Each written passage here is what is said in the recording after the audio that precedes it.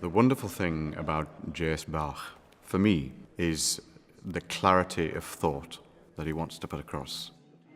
So he's such an expert with getting the right sounds with the text to make it really clear. So if I was a person coming into the church for the first time with very little musical background, and even without any church background, it would be really obvious how I should view sin, guilt, freedom, joy, the cross, and salvation. And all these things are in this cantata in 158. And it's amazing. It goes straight into the text. Der Friede sei mit dir. And it's in a very triumphal D major, certain harmony. It gives you that assurance straight away. And he goes straight into that text.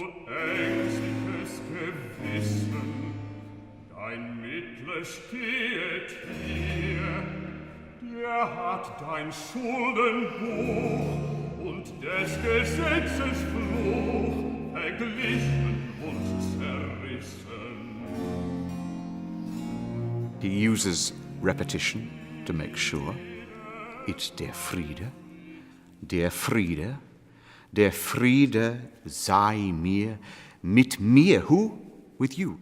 Peace be with you. So the whole of the first recit really makes it very clear for the congregation what to take on.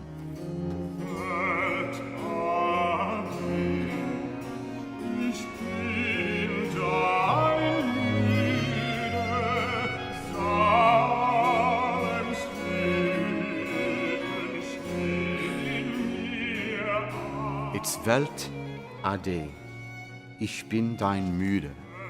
So, world, goodbye. I'm tired of you. Bach could, if he had could have chosen minor chords where it's very, I've had enough of the world.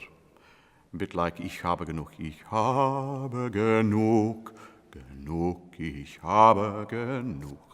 But no, he decides to use very confident with a very steady bass line which takes us on the journey from the world up to a heavenly crown.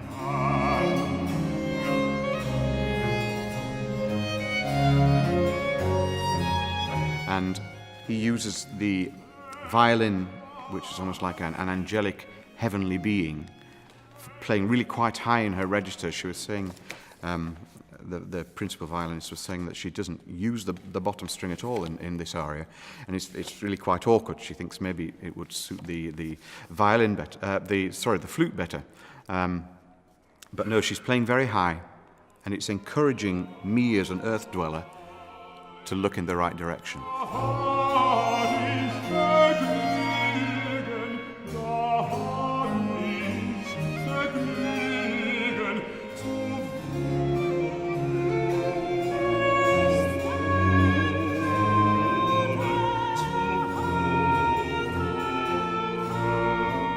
Soprano sings a chorale with a different text altogether, even from a different part of the Bible. So it melds everything, heavenly things, me on earth saying, I long to be there, I must be happy with what I've got here. Yes, I'll be happy here, because I know what's to come.